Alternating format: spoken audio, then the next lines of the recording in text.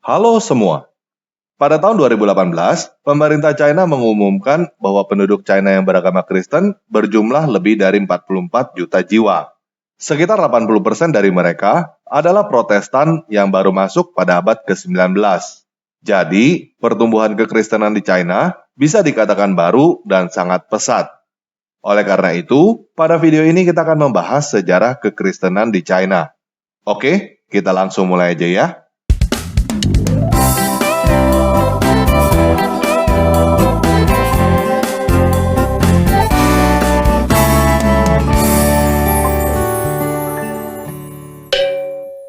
Nah, menurut tradisi, orang pertama yang memberitakan Injil di China adalah Rasul Thomas, salah satu dari 12 murid Yesus yang mencucukkan jari pada bekas paku dan lambung Yesus. Menurut tradisi, Rasul Thomas pergi ke China sekitar tahun 52. Tetapi, menurut saya, tradisi ini tidak bisa kita katakan sebagai sejarah, karena sumber yang memberi keterangan terlalu jauh dari peristiwa. Sumber yang pertama adalah balada Malayam Thomas Ramanpatu yang diperkirakan ditulis pada abad ke-17. Sumber yang kedua adalah Fikih Al-Nasraniyah yang diperkirakan ditulis pada abad ke-11. Jadi, jaraknya lebih dari 1000 tahun, sehingga lebih baik cerita ini kita sebut legenda. Catatan tertua yang mencatat bahwa Kristen sudah masuk ke China adalah oleh Arnobius dari Roma yang meninggal pada tahun 330 pada bukunya yang berjudul Against the Heathen. Catatan sejarah pertama tentang kekristenan di China adalah sebuah prasasti dinasti Tang yang disebut prasasti Xi'an atau prasasti Qingjiao. Judul yang tertera pada prasasti itu adalah Tugu Peringatan Agama Pencerahan dari Romawi di China. Prasasti itu ditulis pada tahun 781 di dalam bahasa China dan bahasa Syria. Isinya tentang sejarah 150 tahun kekristenan di China. Menurut prasasti itu, komunitas Kristen berada di beberapa kota di China Utara, dibawa masuk oleh seorang penginjil gereja timur yang bernama Alopen pada tahun 635 dan mendapat pengakuan atau izin dari Maharaja Tang Taichung. Selain prasasti itu, ada beberapa prasasti lain dan kuburan-kuburan yang menunjukkan bahwa gereja timur sudah berkembang di China sejak abad ke-7. Pada abad ke-9, Maharaja Wuchong dari dinasti Tang merasa terganggu dengan pengaruh Buddha.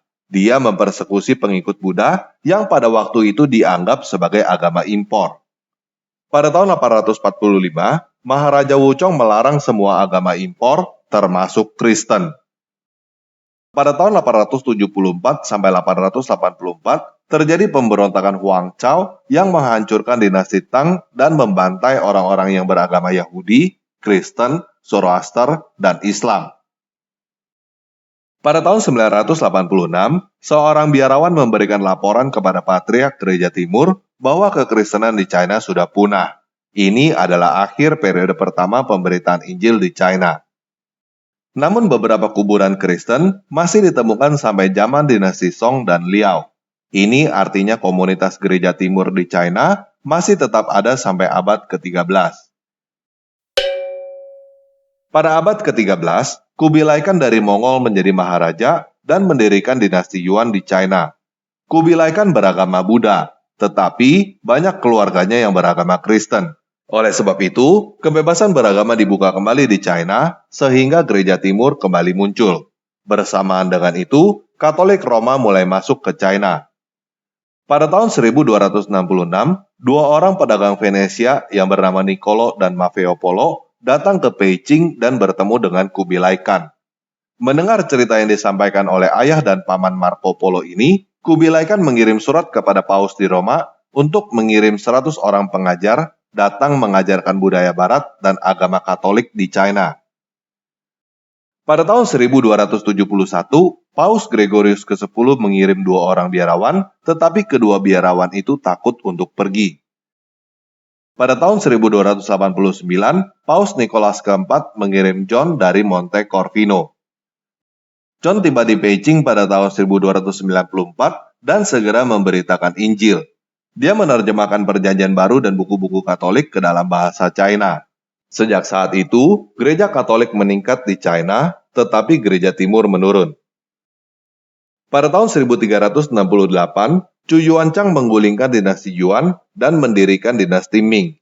Dia disebut Maharaja Hongwu. Pada tahun 1369, dia melarang Kristen. Dan ini menjadi akhir periode kedua pemberitaan Injil di China. Pada abad ke-16, Portugis membuka jalur perdagangan laut dengan China. Pada tahun 1540, sebuah ordo keagamaan Katolik yang disebut The Society of Jesus atau Jesuit berdiri. Walaupun pada saat itu kekristenan dilarang di China, tetapi orang-orang China yang di luar negeri bisa menjadi Kristen. Di antaranya, seorang China yang mempunyai nama barat Antonio bergabung dengan Jesuit.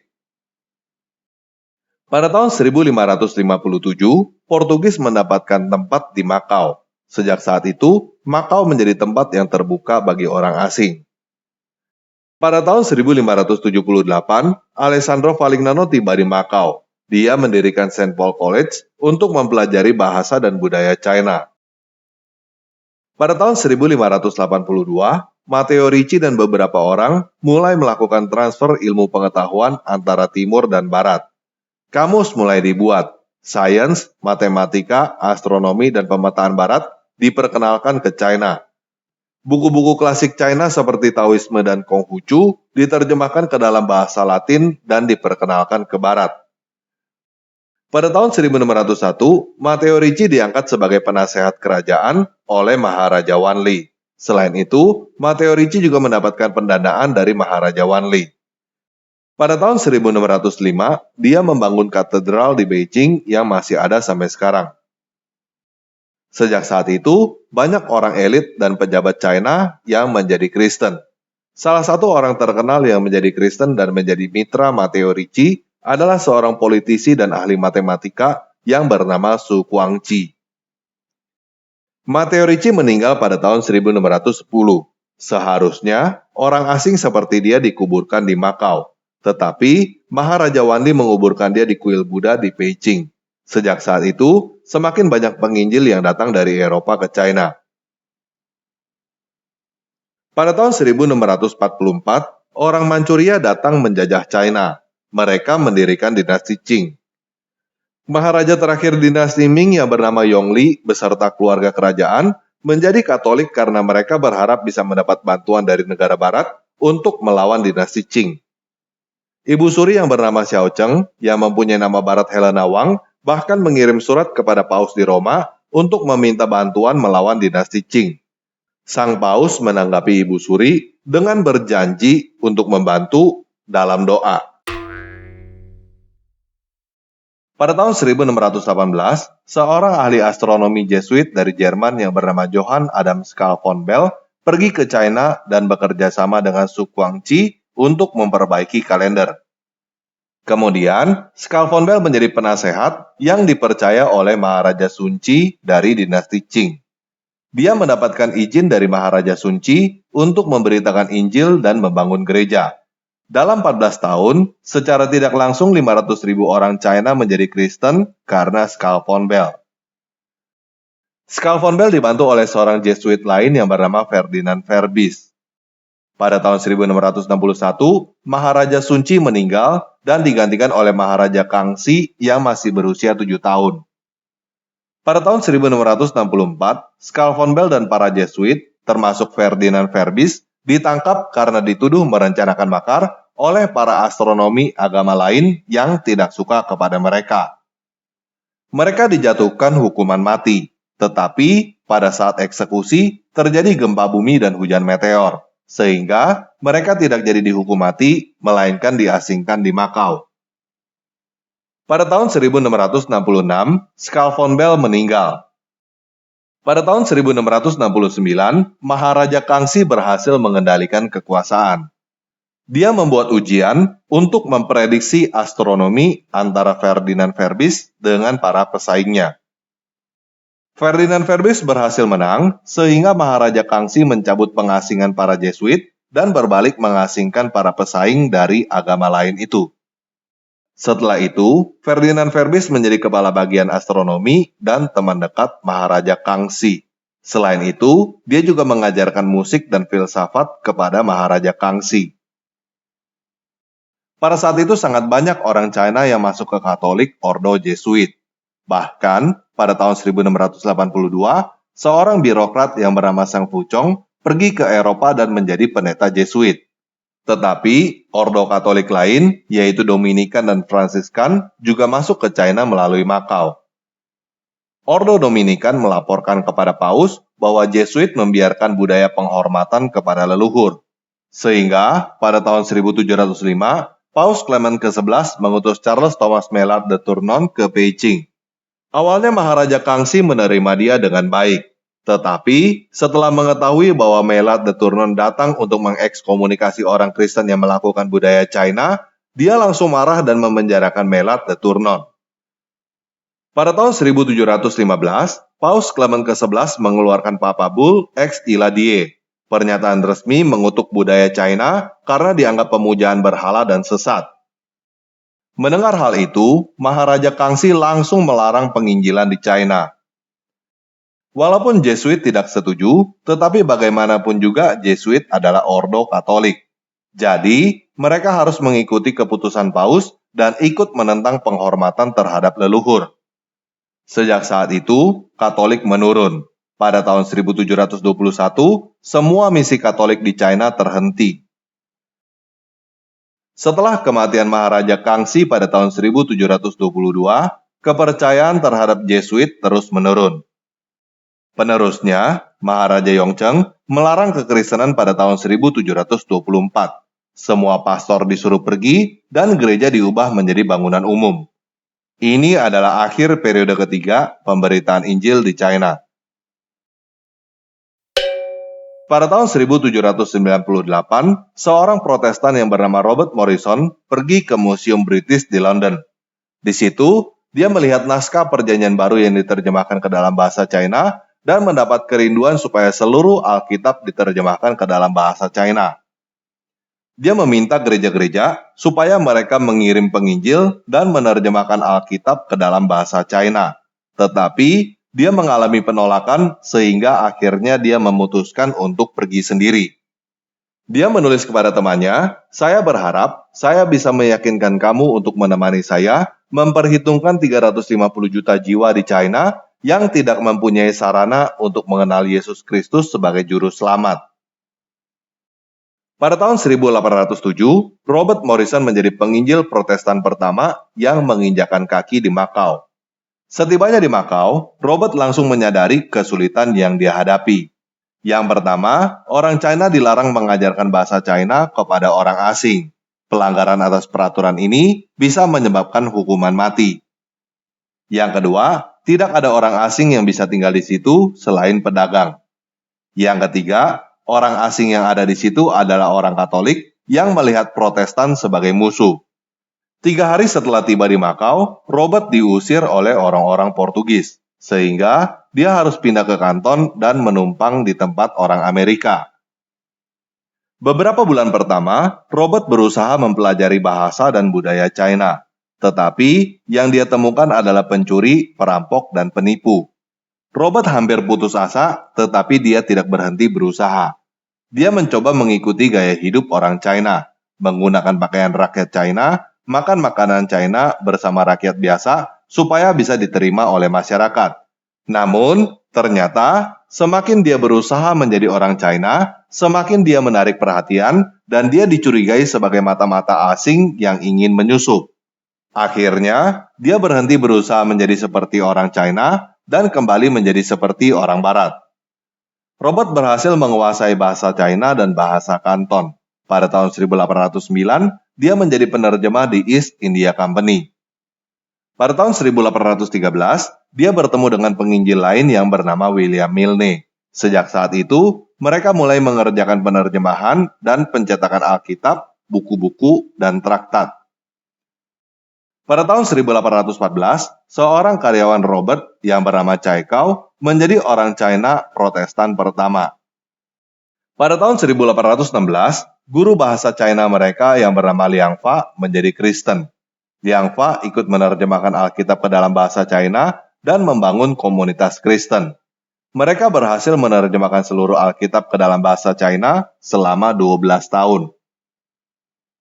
Pada tahun 1821, Maharaja Taokuang melarang penyebaran Kristen kepada orang Han dan orang Manchu. Orang-orang yang menyatakan diri sebagai Kristen diancam untuk dijadikan budak di Xinjiang. Maharaja Taokuang mendengar penyebaran buku-buku Kristen di Kanton, sehingga beberapa orang Protestan yang ada di Kanton ditangkap dan dieksekusi. Melihat hal itu, penginjil Portugis terakhir, Gaetano Pires Pereira yang tinggal di Beijing, mengundang gereja Ortodoks Rusia untuk masuk dan mengambil alih gereja pada tahun 1838. Karena China masih menjalin hubungan yang baik dengan Rusia sehingga mereka tidak dipersekusi. Robert Morrison meninggal pada tahun 1834. Dia dikuburkan di Macau oleh East India Company. Pada tahun 1839 sampai 1842 terjadi perang opium antara Qing dengan Inggris. Perang itu dimenangkan oleh Inggris sehingga Qing terpaksa menandatangani perjanjian Nanking. Di dalam perjanjian itu, China harus membuka 5 pelabuhan bagi Inggris dan menyerahkan Hong Kong sebagai koloni Inggris. Dengan demikian, orang-orang asing dari berbagai negara mulai ikut berdatangan untuk berdagang di Kanton, Shanghai, Fuzhou, Xiamen, dan Ningpo. Katolik dan Protestan juga ikut berkembang karena tidak lagi dilarang di 5 kota itu. Gereja-gereja dikembalikan, sekolah dan rumah sakit mulai dibangun di situ. Tetapi, kekristenan tetap dilarang di luar 5 daerah itu. Pada tahun 1834, seorang penginjil dan ahli pengobatan yang bernama Peter Parker datang ke Kanton. Dia mendirikan rumah sakit pertama di China dan rumah sakit itu masih ada sampai sekarang. Pada tahun 1843, seseorang dari keluarga Hakka yang bernama Hong Xiuquan membaca buku-buku Kristen. Kemudian, dia membuat kitab suci sendiri dan mendirikan sekte yang bernama Kerajaan Langit Taiping. Pada tahun 1850, Hong Xiuquan mempunyai beberapa puluh ribu pengikut. Dia mengangkat diri sendiri sebagai raja dan mengaku sebagai saudara Yesus. Selain itu, dia mulai menghancurkan patung-patung Konghucu dan Buddha dan melancarkan pemberontakan terhadap pemerintahan Qing. Pemberontakan Taiping yang dipimpin Hong Xiuquan menguasai beberapa wilayah di China Selatan. Namun, dia dianggap bidat sesat oleh aliran Kristen yang lain. Pada tahun 1864, Hong Xiuquan dikalahkan oleh pasukan Qing yang dibantu oleh Inggris dan Perancis. Namun, kematian yang timbul akibat pemberontakan ini diperkirakan mencapai 30 juta jiwa, sehingga menimbulkan kecurigaan dan kebencian terhadap Kristen. Pada tahun 1852, seorang penginjil Katolik dari Prancis yang bernama Auguste Chapdelaine pergi untuk menginjili di daerah Guangxi dan Guizhou yang masih terlarang. Di situ dia menemukan sebuah desa yang mempunyai komunitas Katolik sebanyak 300 orang. Dia melaksanakan misa di situ, namun setelah itu dia ditangkap dan dipenjara selama 10 hari. Setelah itu Auguste Chapdelaine tetap melakukan penginjilan sampai akhirnya ditangkap lagi pada tahun 1856. Kali ini, dia dituduh menghasut pemberontakan dan dia menolak untuk membayar uang suap, sehingga akhirnya dia disiksa dan dibunuh. Kematian Auguste Chapdelaine digunakan sebagai alasan oleh pemerintahan Prancis untuk ikut bersama Inggris di dalam Perang Opium Kedua yang terjadi pada tahun 1856 sampai 1860. Qing kembali kalah di dalam perang ini sehingga harus menandatangani Konvensi Peking. Bersamaan dengan itu, artinya penginjilan tidak lagi dilarang di seluruh China. Setelah itu banyak penginjil Protestan dari Inggris, Amerika, dan negara-negara Eropa lainnya yang masuk. Pada tahun 1854, seorang penginjil yang ahli obat-obatan bernama James Hudson Taylor datang ke Shanghai. Dia mengenakan pakaian rakyat China dan mendirikan China Inland Mission pada tahun 1866. Melalui dia 125 sekolah dibangun, 800 penginjil datang dan mulai masuk ke 18 provinsi di China. Populasi dan pengaruh Kristen yang berkembang pesat dibarengi dengan sentimen anti-Kristen yang pesat juga. Pada tahun 1865, seorang penginjil dari Prancis dibunuh di daerah Yaoyang. Pada tahun 1868, terjadi kerusuhan di Yangzhou karena tersebar isu bahwa orang asing menculik dan membunuh bayi untuk membuat obat-obatan. Pada akhir abad ke-19, seorang cendekiawan bernama Chou Han dari Hunan bersumpah untuk melawan kekristenan setelah ayahnya meninggal karena pemberontakan Taiping. Dia membuat selebaran untuk memprovokasi masyarakat mempersekusi orang Kristen, sehingga terjadi kerusuhan terhadap orang Kristen di beberapa kota lembah Yangtze pada tahun 1891. Beberapa ratus orang meninggal, termasuk 2 orang warga negara Inggris, sehingga pemerintahan Inggris menekan pemerintahan China setempat untuk menangkap Chou Han. Pada tahun 1895, seorang pejabat yang bernama Yu Xian dari daerah Chaozhou mendirikan kelompok pedang besar untuk melawan bandit lokal. Namun, kemudian para bandit itu masuk Kristen dan bersembunyi di dalam gereja. Setelah itu, kelompok pedang besar menyerang dan membakar gereja-gereja. Pada tahun 1897, kelompok pedang besar membunuh 2 orang penginjil Katolik dari Jerman. Pada akhir abad ke-19, diperkirakan ada ratusan ribu orang China yang beragama Kristen. Di dalam pemerintahan Qing terbagi menjadi 2 kelompok. Yang satu menginginkan modernisasi dan yang satu lagi anti-modernisasi. Terutama setelah kekalahan Qing dari Jepang yang sudah mengalami modernisasi pada Perang China-Jepang pertama di tahun 1894 sampai 1895. Sedangkan di kalangan rakyat pribumi China, timbul keinginan untuk mengusir pemerintahan Qing yang mereka anggap penjajah dari Manchuria dan juga mengusir orang-orang Barat. Pada awal abad ke-20, muncul tokoh-tokoh cendekiawan Kristen China seperti Sun Yat-sen, Chiang Kai-shek, Feng Yuxiang, dan Wang Chengting. Mereka meruntuhkan Qing dan mendirikan Republik China pada tahun 1911. Pada tahun 1922, berdiri Organisasi Nasional Christian Council of China, sehingga mereka mulai independen dari organisasi Kristen negara lain. Pada tahun 1937 sampai 1945, terjadi Perang China-Jepang kedua yang menyebabkan Taiwan terpisah dari China. Pada tahun 1949, Partai Komunis China yang dipimpin oleh Mao Zedong berkuasa, sehingga Partai Nasionalis pindah ke Taiwan. Pada tahun 1966, China melakukan revolusi budaya. Semua kegiatan agama dilarang. Pada saat itu terjadi persekusi terhadap orang-orang Kristen di China, dan hal itu menyebabkan terjadinya gerakan gereja bawah tanah. Pada tahun 1976, Mao Zedong meninggal. Kemudian, dia digantikan oleh Deng Xiaoping yang melakukan reformasi ekonomi, sehingga kegiatan keagamaan mulai diperbolehkan, tetapi dikendalikan dan diawasi oleh pemerintahan komunis China. Pada saat ini ada 3 organisasi Kristen yang memperoleh izin resmi dari pemerintah komunis China, yaitu Chinese Patriotic Catholic Church, Three Self Church Protestant, dan China Christian Council. Namun di luar 3 organisasi itu, ada banyak gereja bawah tanah yang masih berjalan. Mereka sering mendapat persekusi karena dianggap organisasi ilegal. Mereka tidak mau bergabung dengan organisasi resmi yang diizinkan pemerintah karena mereka menganggap gereja resmi itu adalah kaki tangan pemerintah. Beberapa waktu yang lalu, gambar salib, Yesus dan Bunda Maria yang ada di rumah masyarakat diperintahkan untuk diganti dengan gambar Presiden Xi Jinping. Meskipun demikian, seperti yang saya katakan di awal, pada tahun 2018, pemerintah China mengumumkan bahwa penduduk China yang beragama Kristen berjumlah lebih dari 44 juta jiwa. Nah, saya mau menutup video ini dengan satu pertanyaan. Pelajaran apa yang kamu dapatkan setelah mendengar sejarah kekristenan di China? Tulis jawaban kamu di kolom komentar video ini ya.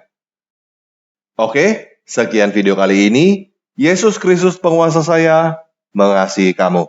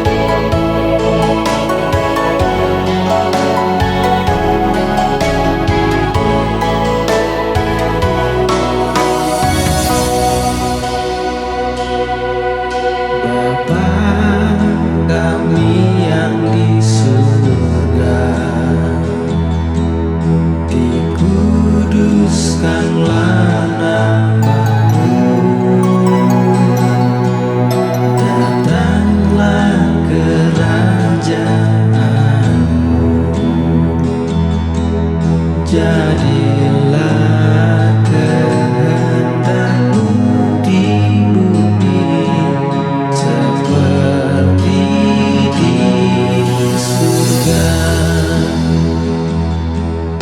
Berikan